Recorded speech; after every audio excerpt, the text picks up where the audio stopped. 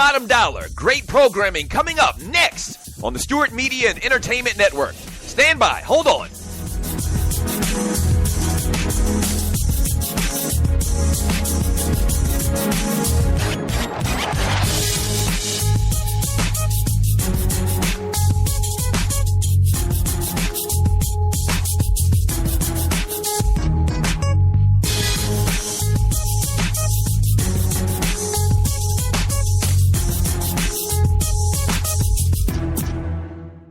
Talk at its finest, coming up next on the Stewart Media and Entertainment Network.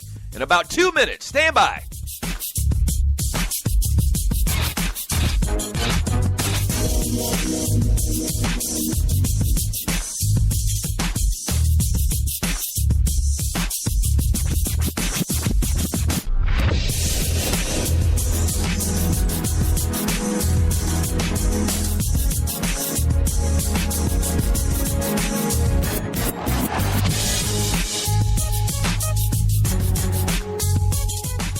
We know what guys are talking about. Stand by. A great show coming up next on the Stewart Media and Entertainment Network. In about 30 seconds. Stand by. Don't go away. Stop.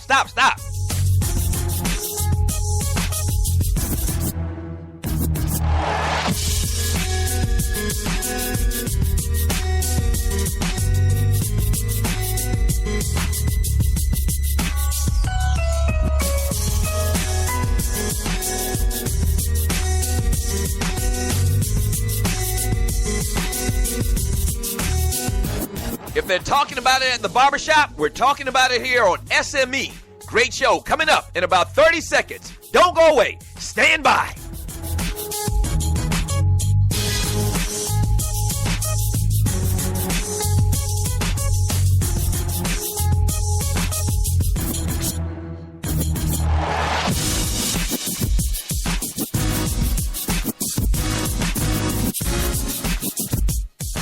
It's time. Sit back, relax, and enjoy. Another great product on the Stewart Media and Entertainment Network. Yeah!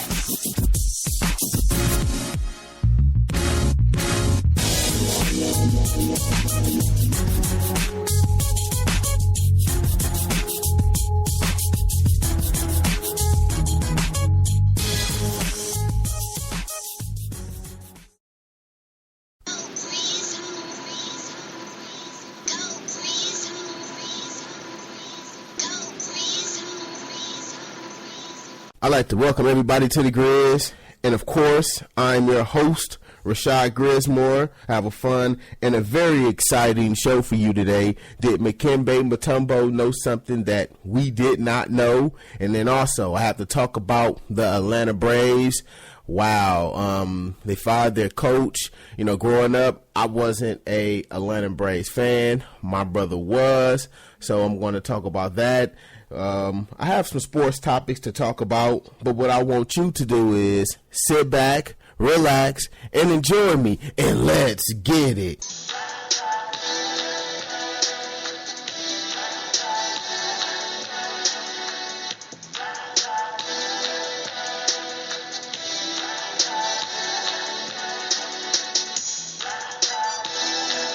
Thank you, everyone out there, for tuning in to Me, the Grizz, however it is that you are tuning in.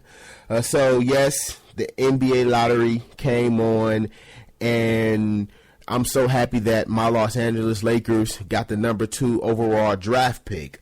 Now, the team who got the number 1 overall draft pick was the Philadelphia 76ers. Here's my thing about that whole situation. How is it that a team who everyone knows has literally set out to distort themselves, they are not trying to win games. They're throwing games on purpose. And then the NBA sits there and says, oh, okay, yeah, you can throw games. It's okay for you to throw games, not win. And then we're going to give you the number 1 overall pick. Something has to happen. Seriously, something has to happen. The NBA cannot allow something like this to happen. They can't. Just like they did was at 1985 with Hakeem Olajuwon when he was drafted with the Houston Rockets, and the NBA came up with the lottery because of the Houston Rockets was tanking the season. Something has to be in place so something like this can never ever happen. This is not fair. You look at the amount of lottery picks that this team has had in over the last few seasons. Embiid, Jahlil Okafor, these guys can't play. We don't know about Embiid because he's hurt. Jahlil Okafor, the guy can't play. And so it's like, what are they doing? What's really going on there? I don't know what they're doing. Something has to happen. Now, the Dikembe Mutombo said congrats to the 76ers.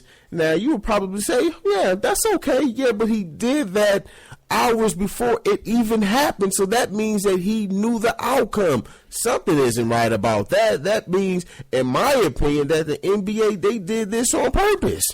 So, this is not looking good for the NBA. The Dikembe Mutombo say he made a mistake. Yeah, you made a mistake, but we know now. We know that this was already in place, and this just can't happen. Adam Silver should do something. Hey, I sit there, and I saw David Stern take away.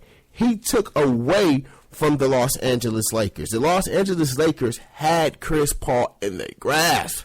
He took that away from them. He was like, no, there's no way that this organization is going to get that guy. No, they're not going to monopolize the NBA. No way, no how. So if Adam Silver, if he is who I think he is, he needs to tell the 76ers, like, no, this cannot happen. And then you have the Dikembe Mutombo. So yeah, it seemed like the work was in with me. So I'm looking at this, and I'm looking at the draft lottery. We have Philadelphia, number 1. We have the Lakers, number 2. Boston, number 3. Phoenix, 4. Minnesota, 5.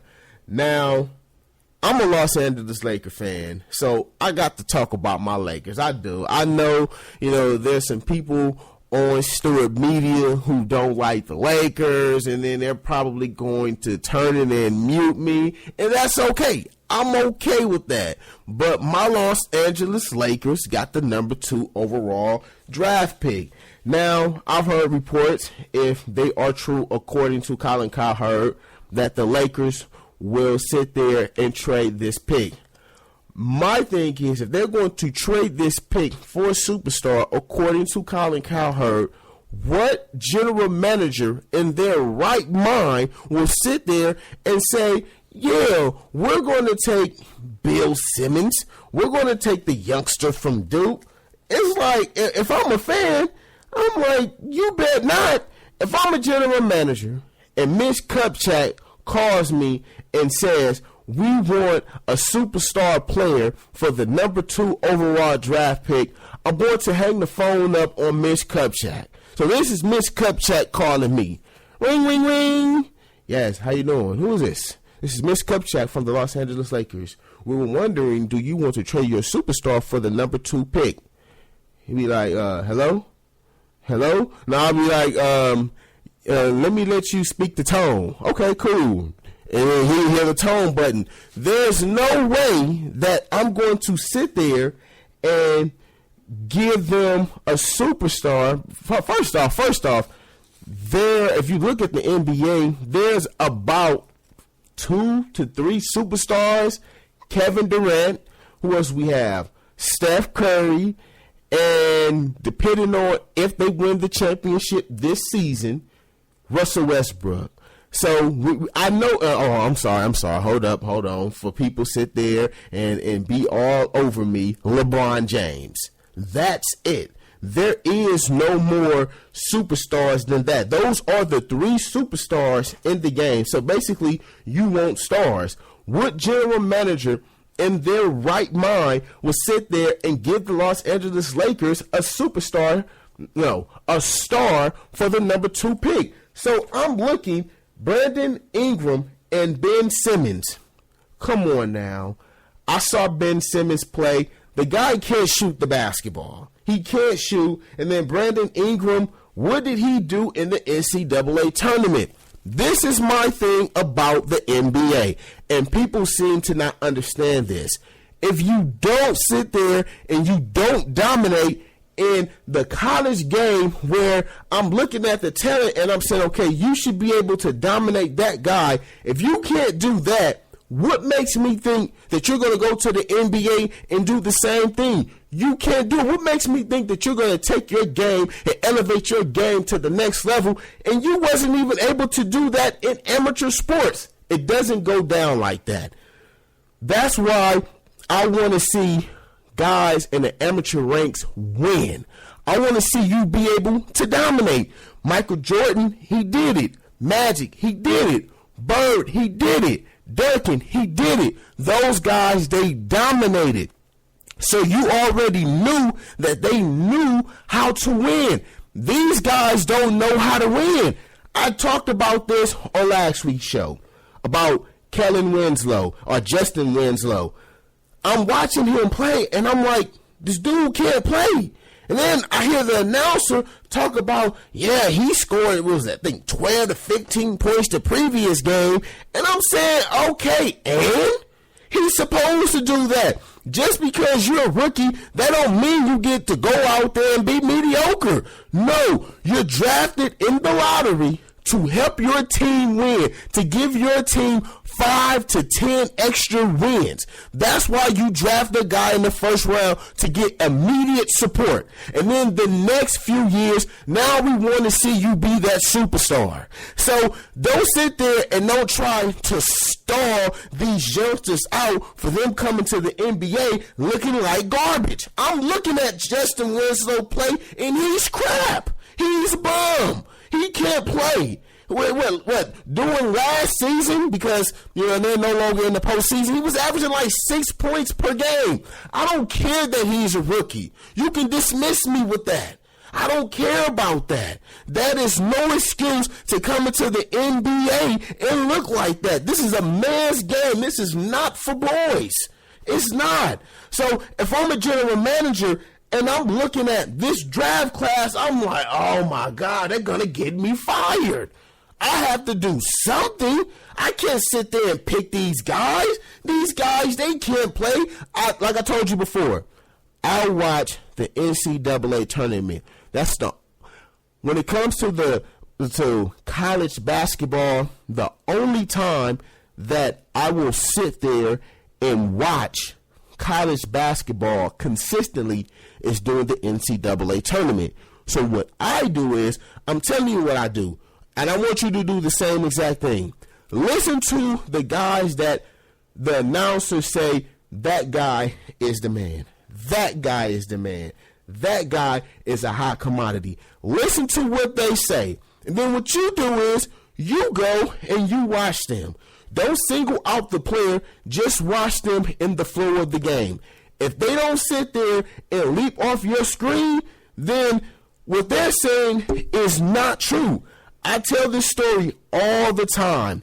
Me and my brother, my little brother Josh, we watched Kevin Durant together, and we was looking at each other like, man, this dude is just entirely too good to be in college basketball. He should not be here. He is just that good.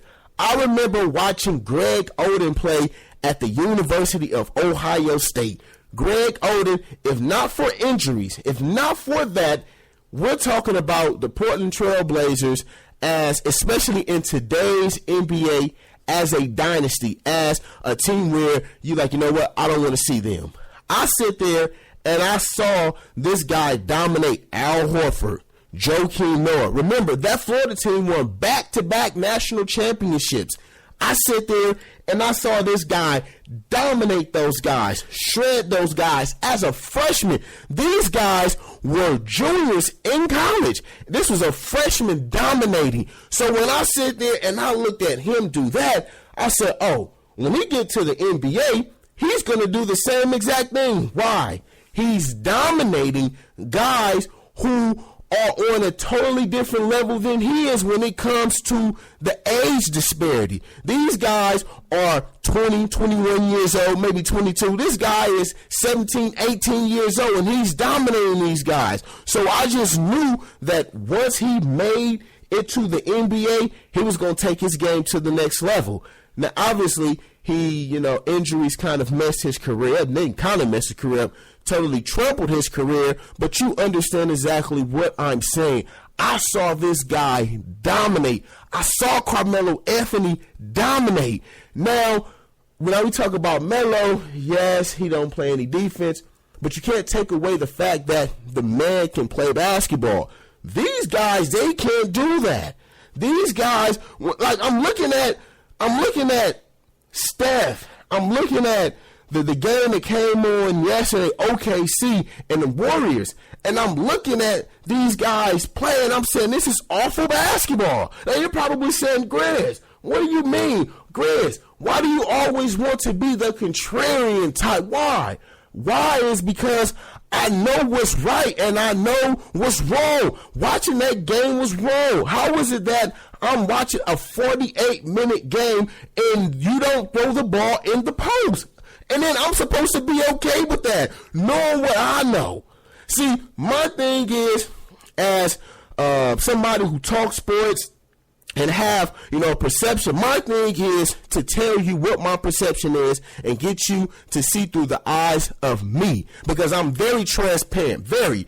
So I want you to understand exactly what's going on. Do not be fooled by what the media tells you, because they don't even know anything. So when I watch and I'm saying, okay, Serge Ibaka, you got the ball in the post, you're going up against Steph Curry, and then you get the ball in the post, and then you hurry up and you kick it out. I'm like, okay, what's really going on?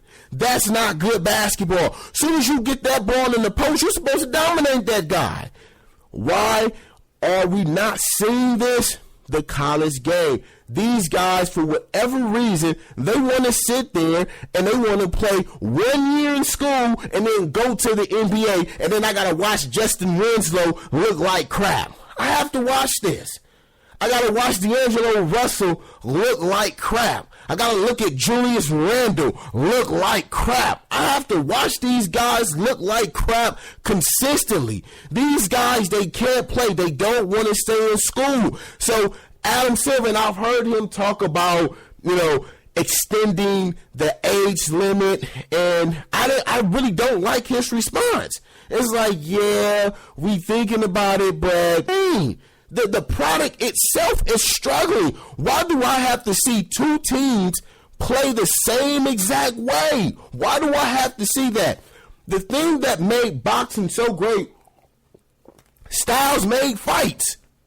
You take somebody like Muhammad Ali, Cassius Clay. You take somebody like him who fought with rhythm. Jab, jab, right hand, jab, jab, right hand, left hook.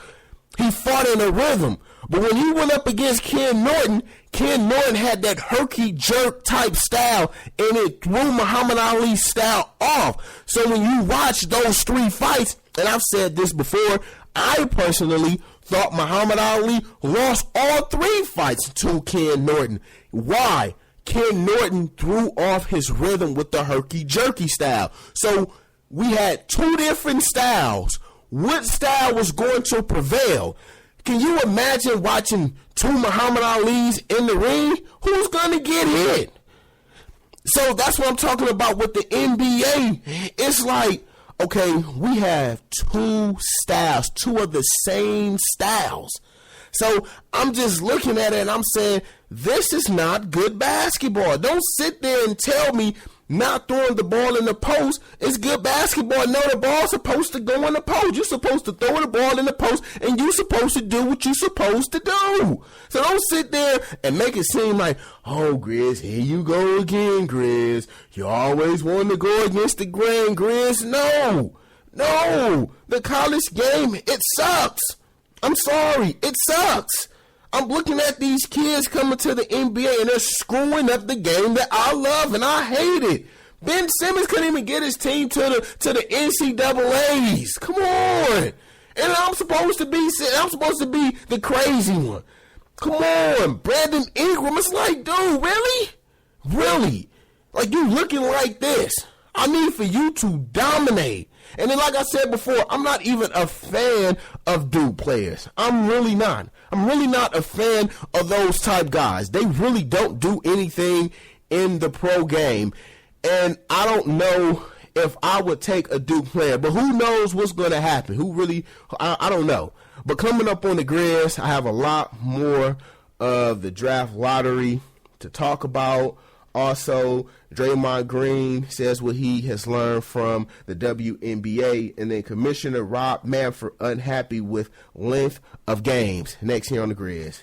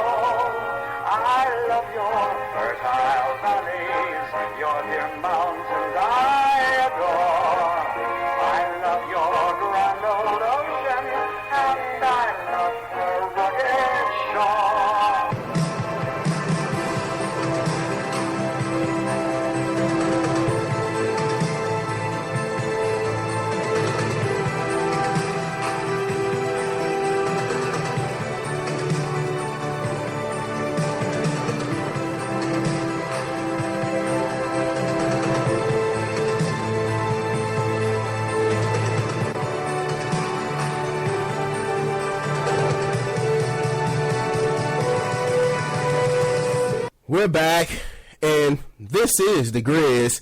So I was in my car, and I was listening to, a few other radio stations, and then I decided to turn to 570, I think it's Fox, and they was talking about the Dodgers. Now, when I was on SoundCloud, I used to always talk about the Dodgers. I did. My brother, he asked me, and my girl, she asked me, she said, why don't you ever talk about the Dodgers? I said, screw the Dodgers. The Dodgers, they're disrespectful. How dare they sit there and try to charge me to watch them? But I was listening to the network on 570 on the radio, and they was talking about Yasiel Puig and how, he's back in the lineup and that, he has been late to meetings and stuff like that and not following the rules. And when I heard that, it literally pissed me off. I don't know what came over me, like an evil spirit, a very vile spirit came over me, and I just became so angry. And I was like, why is this guy still on the Dodgers? Why? Why? Because he's chiseled? Why? Because he's fast? So what? And what's your point? See, this is why, I don't like the Patriots, because the way in which they conduct business. But one of the main reasons why I respect them is because no one is above the Patriots. No one is above that team. Not one player. I remember the Patriots getting rid of Adalius Thomas. Adalius Thomas was a hell of a football player. Can somebody please tell me, where is Adalius Thomas? Bill Belichick was like, oh, so you think that you're better than the team? Pink slip. That's how they do business. No one man is greater than the team. So if I'm the Dodgers, I'm like, Yasiel Puig, that money we gave you, you can handle that. You go on about your business. We don't need you. Sayonara, sucker. Get out of here. So I just don't understand that. Now, I'm watching the game, LeBron James and company, and I'm saying to myself, okay, this is crap. Like, seriously, this is crap. I sit here and I talk about the NBA. The way in which I do is because I love basketball. That was my first true love. The only reason why I sit there and wanted to play football or wanted to box, I just couldn't play basketball. I was just no good in playing, and I knew that probably when I was maybe in the second grade. I was going to Encino, and that's in the Valley, and I remember we used to have something called Junior Olympics, and I used to do, throwing the softball and running the track and stuff like that, and I did good in that. As a matter of fact, I won first prize.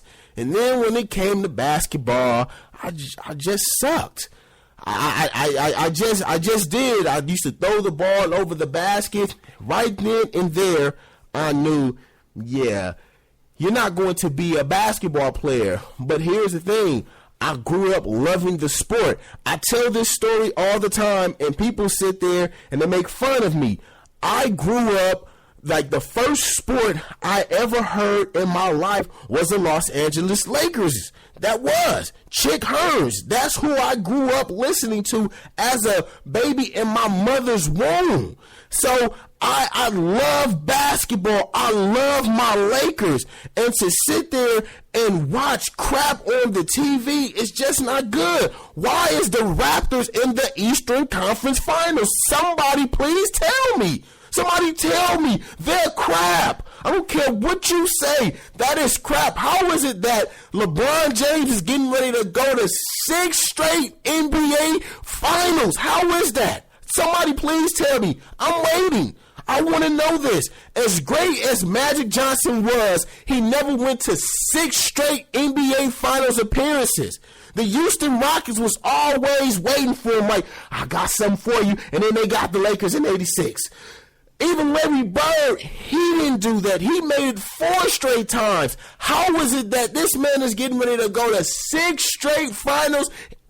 It makes me mad. 6 straight NBA finals? How is it that teams like the Raptors, that is an abomination to basketball to watch those guys play. And then I'm listening to the coach, because they play the sound bites of what's going on during the halftime in the locker room. And he was like, yeah, guys, we didn't have our shoulder slump in the other series. And I'm like, yeah, that's because you was going up against crappy teams like you. But now you're going up against something a little bit different. Your guys are going to have their shoulders slump because they like, man, this ain't like the Heat. Nah, this ain't like the Pacers.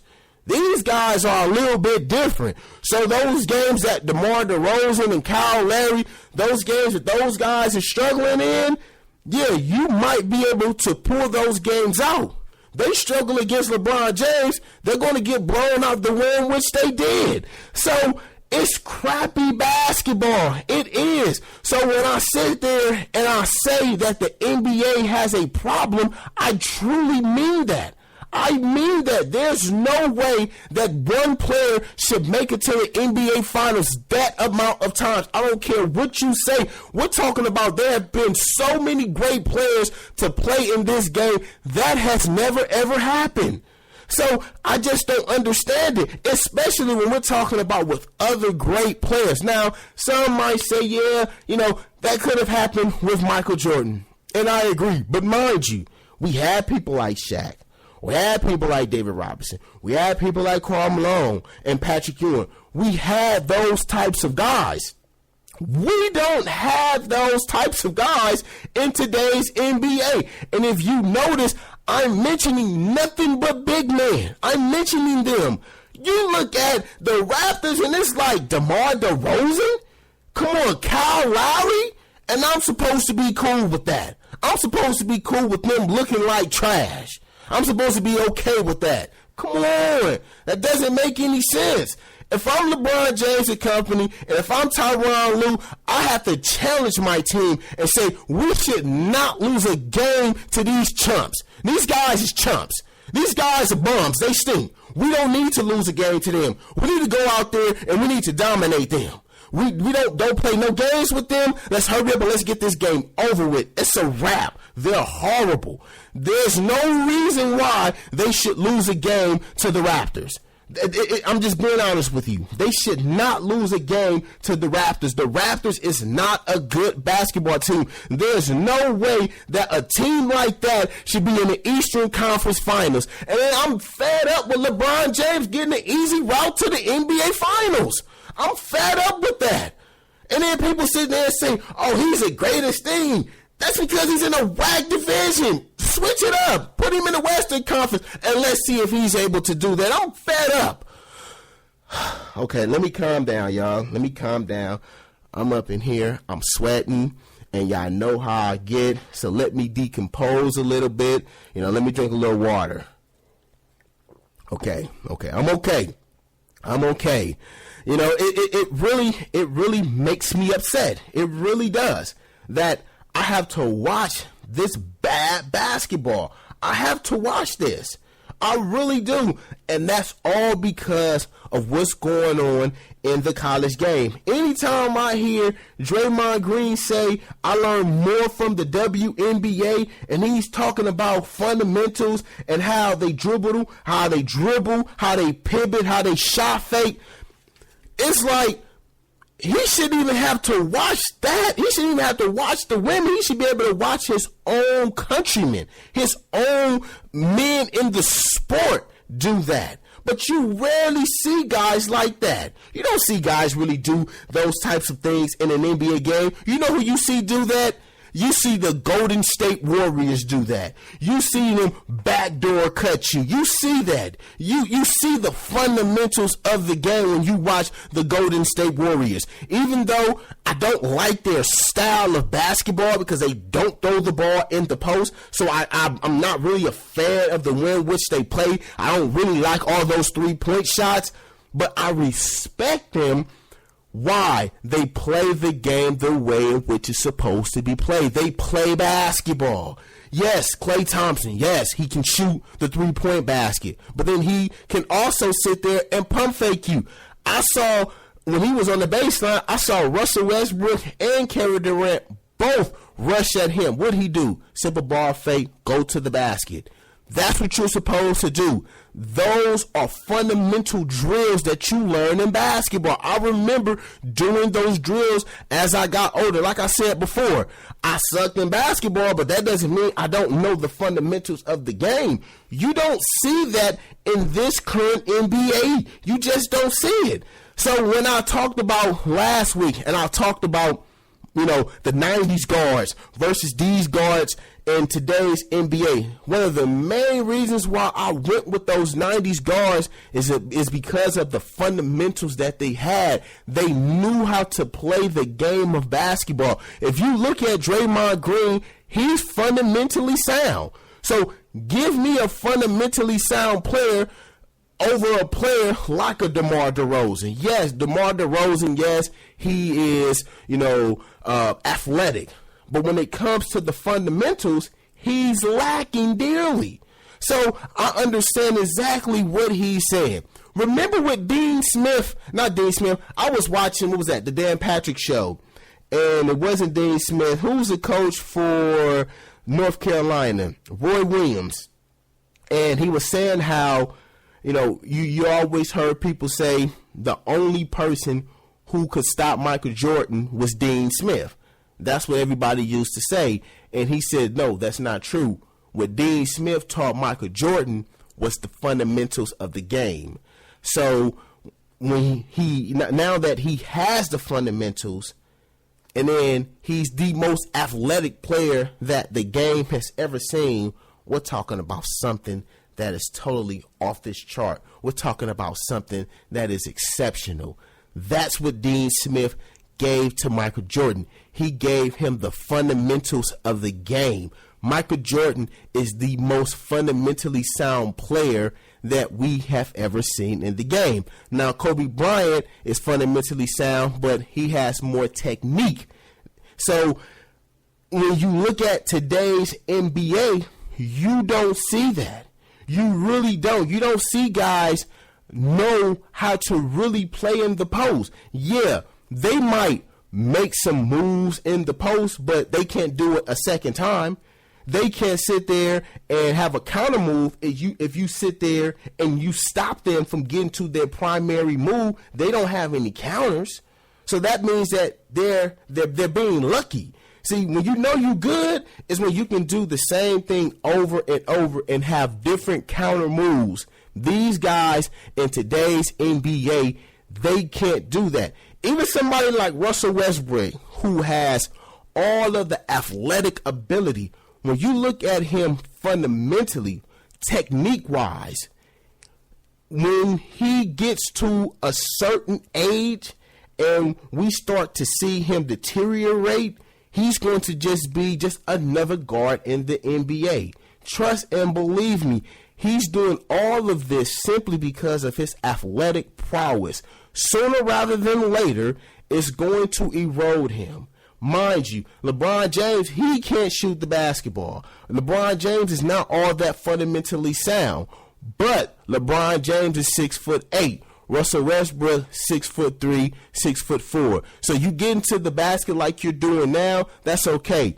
As you get older, you're no longer going to do that. That's one of the main reasons why Kobe Bryant played at such a high level, was because of the fundamentals of the games, the fundamentals of the game, the technique of the game. He understood the technique. So yeah, I don't have that first step anymore, but now because I don't have it, I still can get my shot off, and you still can't stop me. Why? Now I have the knowledge. These guys, they can't do that. But yeah, watch Draymond Green play. He's very, very fundamentally sound. That's one of the main reasons why he sit there and he's a force to be reckoned with.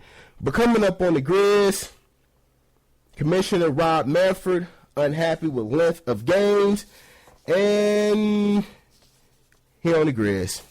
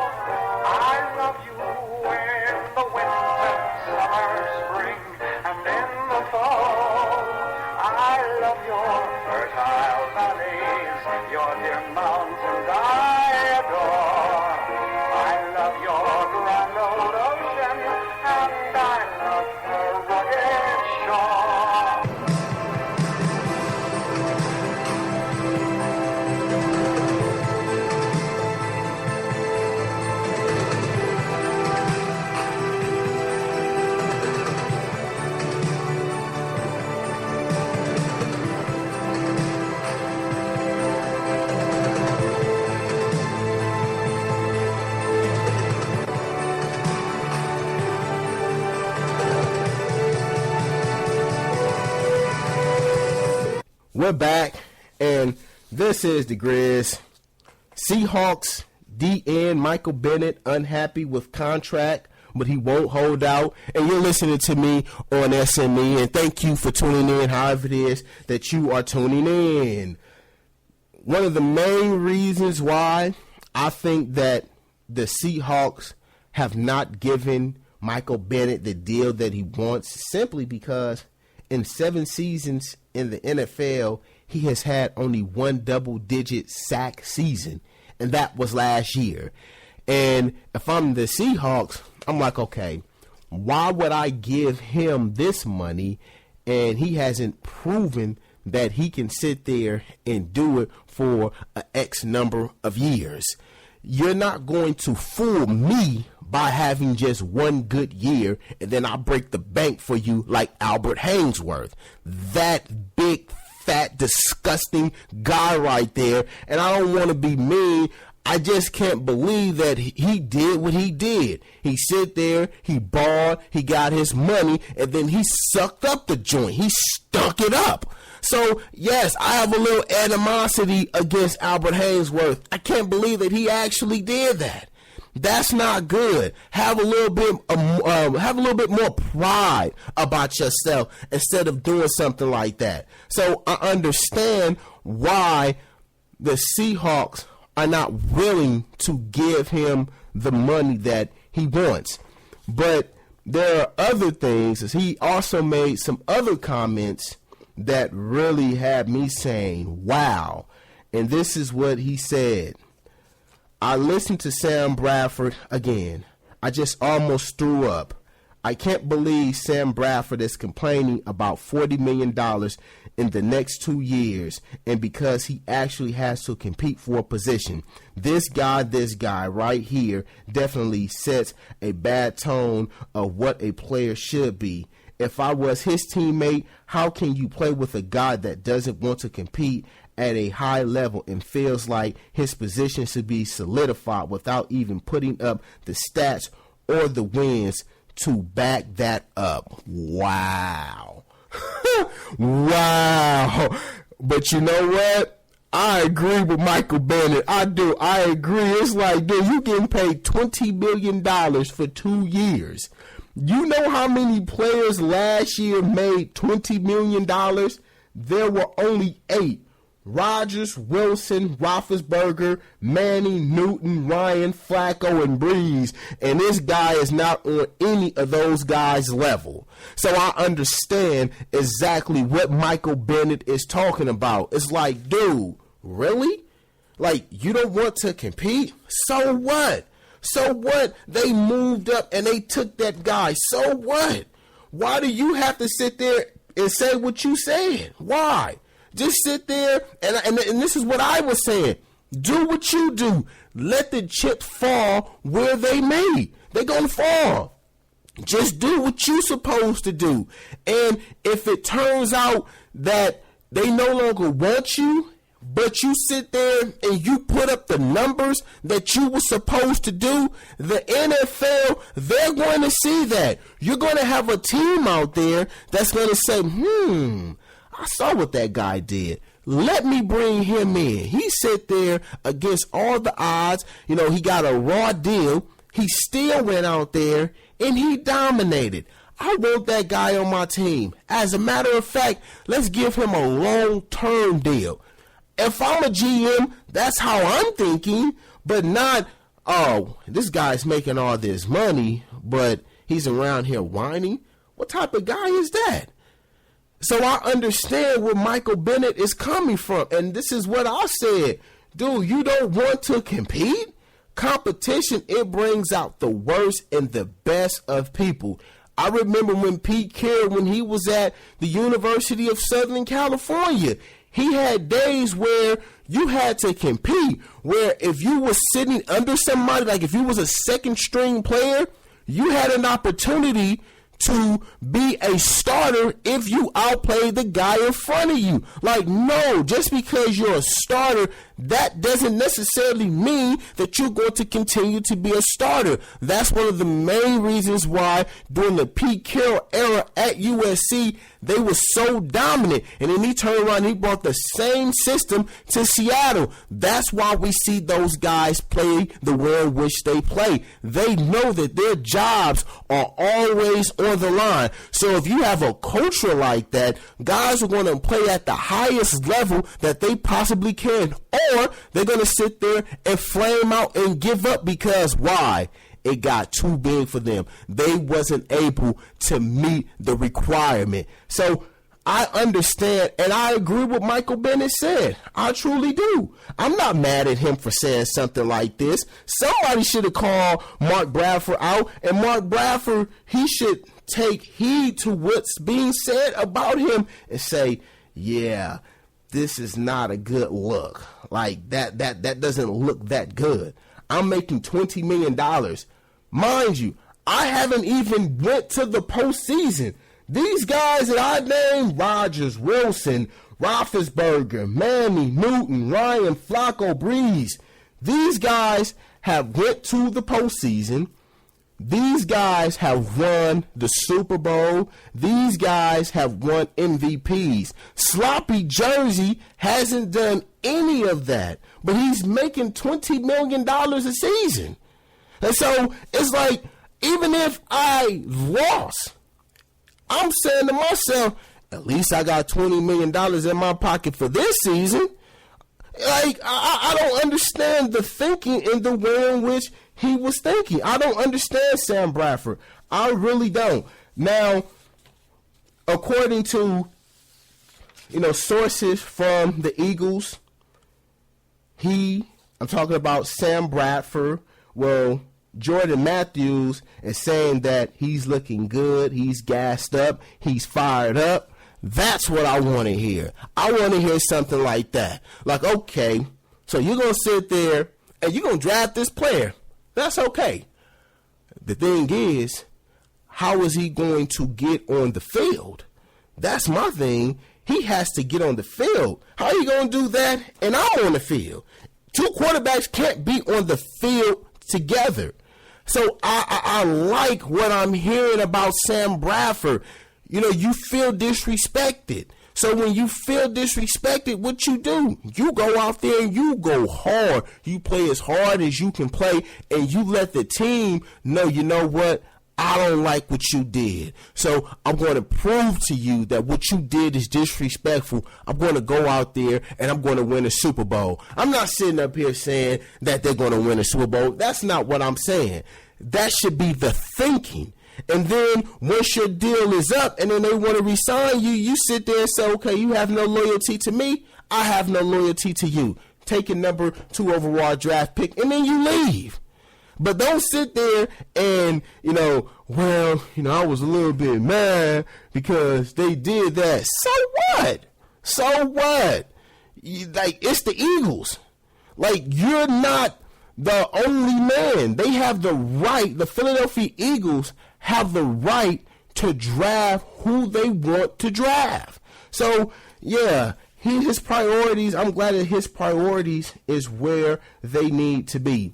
Now, I was looking on ESPN, and they had a headliner, Patriots Josh McDaniels among most creative offensive play callers. Yeah, okay. They're just doing this simply for headlines, because I clicked on it, so obviously it worked. My thing is, how? Anybody who knows football remotely can sit there with Tom Brady and look good. But what happened when he went to the Denver Broncos? Pink slip. Thank you. We no longer want you. Yes, it's easy to look good when you have Tom Brady as your quarterback. It's easy. Because even if you call the right play, Tom Brady can sit there and audible out of it. And not to mention, we're talking about Bill Belichick. So, yes, he's going to look good. So, yes, the headline, yes, it got me. I don't agree with it not one bit. Why? What did he do when he had a chance to run his own team? He had a chance. It's not like what happened with Sean Payton. Sean Payton, now we're talking about, that guy, he is an offensive genius. We're talking about a guy who came up with his own style. This is my style. And he won a championship doing that. This guy is not. He's going to have to prove himself. But I can do that. I can sit up there and be on the sideline with Bill Belichick and have a great offensive game plan. It's easy to do that because the only thing the head coach is telling you, okay, I want throws. I want short throws on this drive. I want intermediate throws on this drive. I want run plays on this drive. The head coach is the one who is like the de facto leader. But what happens when you have to do that? You have losing seasons with the Denver Broncos, and then you wind up being back with the Patriots. So this creative offensive play calling, yeah, you can dismiss me with that. I'm not buying into that. Now, I've been talking about, the draft, lottery. The Los Angeles Lakers got the number 2 pick. If I'm the Los Angeles Lakers, if Ben Simmons is on the clock, Brandon Ingram is on the clock, do I take those guys? I would. Why not? Why not? I don't believe that there's a GM in their right mind that would sit there and take one of these guys. I don't believe it. I don't believe that there is a GM who is competent. Like, if you're an owner and your GM takes the Lakers' number 2 pick, you should fire that guy. No, as soon as he even mentioned that to you, you fire him. So, yes, we're thinking about, taking the Lakers' number 2 draft pick, pink slip. Like, what do you mean? I mean, it's a good pink slip. Bye. Go. Get out of here. I don't want you no more. You don't know what you're doing. And so, if I'm the Lakers, if I had my choice, I'm going to take, like I said before, none of these guys is polished. I'm going to have to go with Brandon Ingram. I'm looking at him something like a Tracy McGrady, a poor man's version, maybe Kevin Durant. I seen him play in the NCAA tournament. He really didn't impress me. Ben Simmons didn't make it to the NCAA tournament. The guy can't shoot the basketball. So what ends up happening is, for me, the most important part of all of this is the interview process. I have to know his psyche. I have to know what pushes his button. And if I don't like what I have heard, then I can't mess with him. Because you can kind of weed through the rhetoric. You can weed through, okay, yeah, the agent has pretty much told him what to say. No, I want to sit there and I want to peel through all that. I want to know exactly, are you willing to work on your game? I want to talk to those close to you. I want to talk to those who really don't know you, who sit there and just so happens to walk past the gym. I want to know, okay, when you pass the gym, is this guy in the gym working on his game? What do you see? That's what I want to know. I want to know, is he putting in the work? Because if you're not putting in the work in the college game, what makes me think when you get millions of dollars and you have all of this time to be by yourself, what makes me think that you're going to put in the hard work? What makes me think that? See, the thing that I really loved about Kobe, and I said this before, I used to love to listen to him philosophize the sport. I love to hear him talk about that. Kobe would say things like, when I was playing AAU ball, I didn't do the things that I knew I could do. I would do the things that I wasn't so good at. Now, while the other guys was practicing on things that they were good at, they wasn't working on things that they wasn't so good at. So I want to know, is Ben Simmons working on his game? So I need to speak to people and know that this guy is working on his game. I need to know he's working on how to shoot a jump shot, because if he is working on that, then I'm going to go with Ben Simmons. But if not, you give me Brandon Ingram. And mind you, the small forward position is a very critical position in basketball.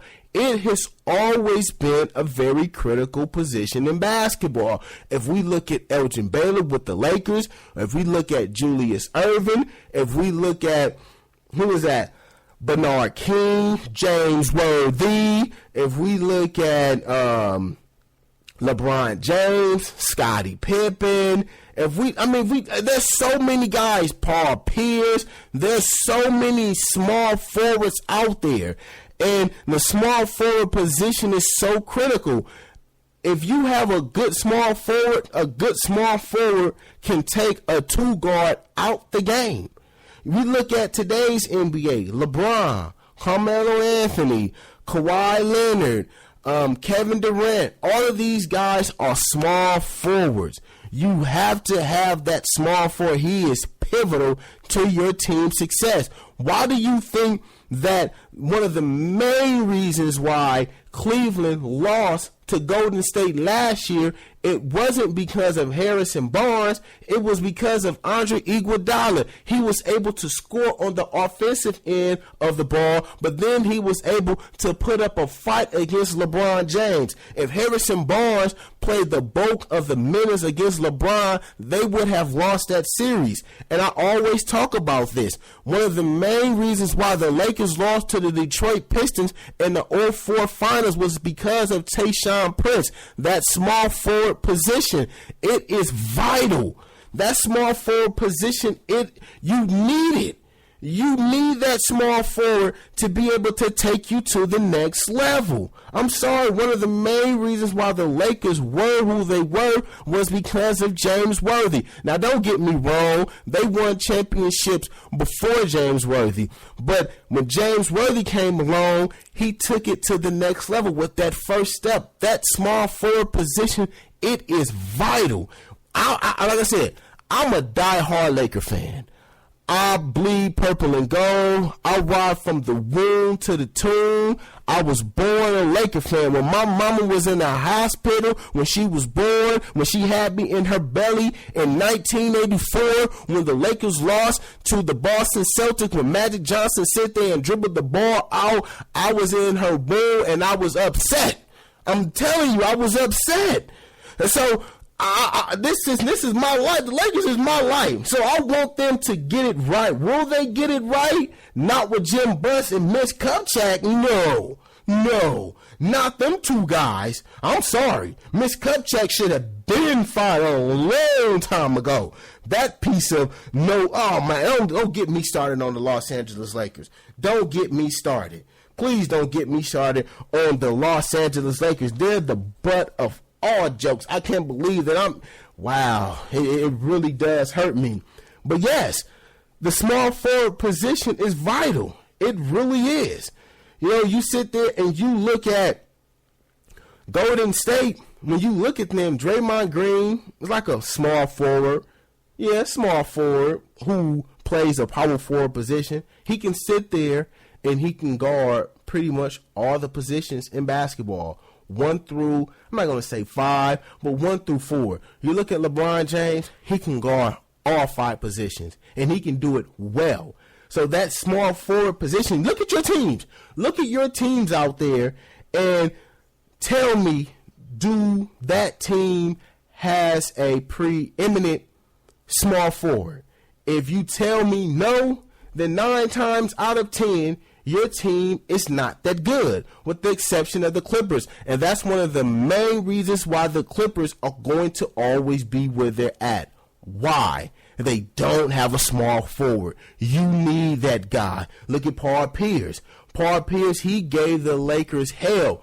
Kobe was too small to guard Paul Pierce. But what happened when the Lakers got Metta World Peace? They won. You need that guy. I'm sorry. You really need that small forward. He is vital. So, yeah, through Monday, the average time of a 9-inning game this season was 3 hours and 26 seconds. At the same time, or the same stage last season, the average was 2 minutes and 53 seconds. And at the end of the season, last season, the average time of a baseball game, it went up slightly, 2 minutes and 56 seconds. If the MLB, if they want to sit there and speed up the game, they really need to stop the amount of relief pitching. It doesn't make any sense. And I haven't really watched baseball this year, but the one thing that I do know about baseball, you can have a game where you will have a right-hand batter up. So then if you have a left-hand pitcher in the game, he'll come out. You'll bring in a right-hand pitcher. You'll get him out the game. And then the left-hand batter comes up. Then the manager will come and he'll take that right-hand pitcher out and then bring in a left-hand pitcher to go up against the left-hand batter. And then after that concludes, then a right-hand batter will come up, and then the manager will then take out the left-hand pitcher and then bring in a right-handed pitcher. That right there in itself can take up to 20 minutes. So if they want to sit there and, have the pace fastened, that's something that they're going to have to do. There is so many pitchers that you can use in a game. If they want to make the game really appealing to the younger demographic, these are things that they're going to have to do. The game of baseball, really, when you look at it statistically speaking, is for guys like in their 50s and up. Basketball is, when you look at it statistically, guys from like 18 to like 35, and then the NFL has everything else. Like they get it from 18 to whatever until the day you die. So if they want to speed up the game, these are things that they're going to have to do. And how about this? How about stop allowing guys to come in and out of the batter's box? It's freaking annoying. You get one time. If you do it the second time, it's an automatic out. These are things that the major leagues are going to have to address, and Manfred has said that they are going to do it. MLB, worst Braves fire manager Freddie Gonzalez. The Braves have fired their manager. He won 710 games and lost 692 games as a major league manager. Yes, I agree that he should have been fired. Why? I said this before. We're talking about the Braves. I grew up watching the Atlanta Braves as a child. I grew up watching Greg Maddux. I grew up watching these guys. I grew up watching Chipper Jones.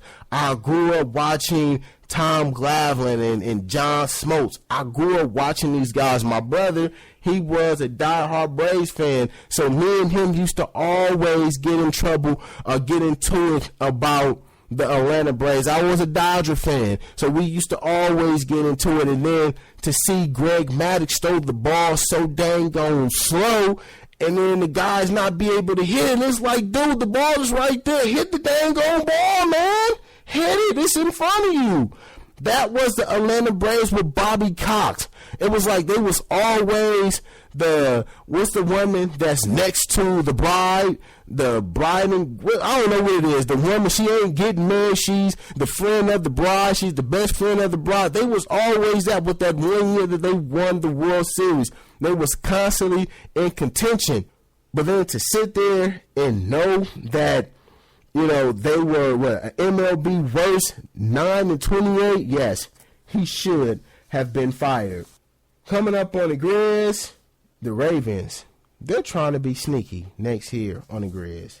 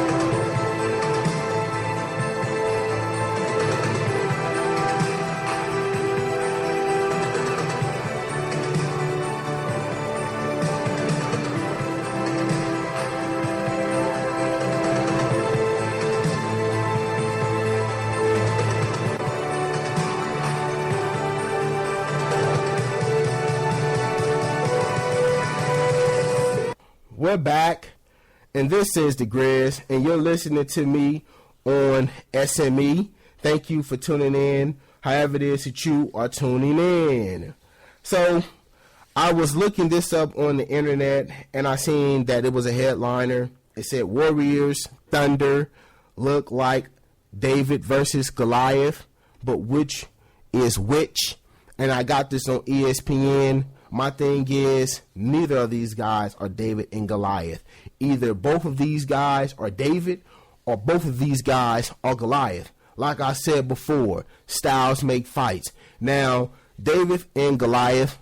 Now, if you actually know the history of these guys, David, now this is in the Bible. This is in the book of Samuel. You can sit there and you can read it yourself. First book of Samuel. And it talks about that David was a shepherd. Now, what does a shepherd do? The shepherd sits there and he protects the sheep from the wolf. Now, Goliath, he was a warrior, and then David, threw his little sling at him, chopped his head off, and that was that. Nobody actually tells that he actually chopped the man's head off. But here's the thing. The styles made fights. One was small, one was big, one had a little sling, the other one didn't. When you watch Oklahoma City, they are both the same exact thing. There's nothing different about those guys. They both are jump shot shooting teams. So I don't really understand this either. I don't understand it. I really don't. Like, styles make fights. You have to have a different style. If you look at the majority of teams, I would say about 98% of teams, they all shoot jump shots, with the exception of, say, Sacramento with Cousins, and then with Tim Duncan in the Spurs with the ball movement, throwing the ball into LaMarcus Aldridge, even though, he didn't play the win, which I wanted him to play. They have a different style of basketball. Other than that, everyone plays the same exact way. So, yes, there is no David and Goliath. There is none. I'm looking at OKC, and I'm like, they're equal to Steph in every way. They're equal. So I don't understand that. I really don't understand it. I saw the game, and I'm like, Oklahoma City, they can play with Golden State. Golden State is not far more superior than the Thunder. They're not.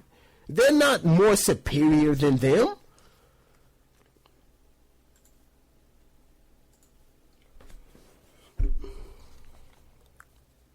NFL to investigate Ravens for using full pass with rookies. I got this from ESPN.com, and you can go on the site and read it too. A Ravens official said the team is unaware of any investigation, but explained there was a 5-minute period on May 6 when rookies and first-year players suited up and passed during a non-contact punt protection drill. The team believed rookie minicamp didn't fall under the same rules as the organized team activities and immediately pulled players off the field. Once it received clarification from Players Union Representative Benjamin Watson, according to Ravens officials, teams are not allowed to suit up in full pass until training camp.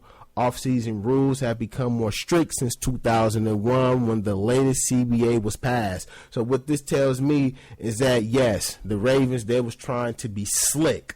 That's what this tells me. And this is not the first time that the Ravens have done something like this. So the NFL, just like they come down hard on players, they need to come down hard on the Ravens. They're trying to be sly and slick and wicked. That's what they're trying to do. And the NFL, they need to punish these guys for that. What you mean you don't know?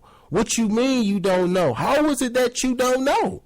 Like, it's your responsibility to know. Just like the players are told by the NFL, you're responsible to know what you put in your system.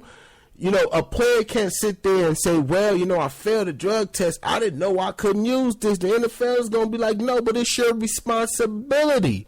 We told you that these substances are banned. So when you go and buy something from the store, it's your responsibility to look on the label and make sure that the stuff that we say that you cannot use, you don't use them. If you do use them and you take the test and we find them, you're going to get suspended. The same thing must apply with the Ravens. Seriously, the same thing must apply. This is not the first time they have done this. The NFL needs to come down hard on the Ravens. Now, Steph Curry, no, not Steph Curry.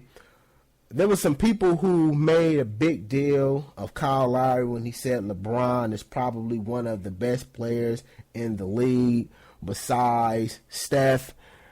This is a type of thing that would get Michael Jordan amped up. Mike would be like, oh, so you want to be disrespectful. Remember when I always talk about the littlest thing would get Michael Jordan sent to a whole nother level? It would be something like this. Kyle Lowry, he probably didn't mean it. I know he didn't mean it, but he made the statement. So if I'm LeBron, I'm like, okay, this little dude, he's talking crap. He know dang on well that I'm not one of the best players in the league. Well, I'm not probably one of the best players in the league besides Steph. I am. So you're going to sit there and disrespect me, little guy. Mind you, you have to see me.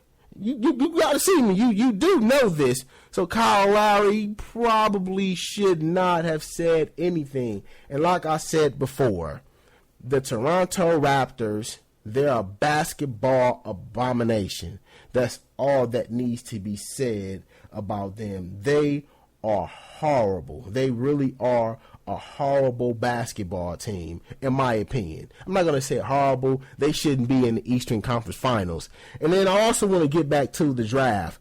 I don't want to hear of any Kentucky players, especially big men. I saw Kentucky play, and yeah, I didn't see anything that caught my eye. But trust and believe me, you're going to have some poor, very foolish general manager out there who's going to say, oh, it's Kentucky. I'm going to take this guy. Why are you taking that guy? Did you see him play? No, but he went to Kentucky. It's like, okay, so you're not going to sit there and do your due diligence. Okay, so you're a moron. You're going to have somebody out there that's going to do that. I saw Kentucky play, and I wasn't impressed by what I saw. I'm just going to be honest with you. I wasn't impressed. But, that's my time. I really enjoyed the show today. Thank you for, listening to me all of these times. Seriously, I really do. Thank you for, listening to me, always banter. And, I really enjoy doing this show. I love, bestowing knowledge. And, yeah, I'm the Grizz. I love y'all, and I'm out.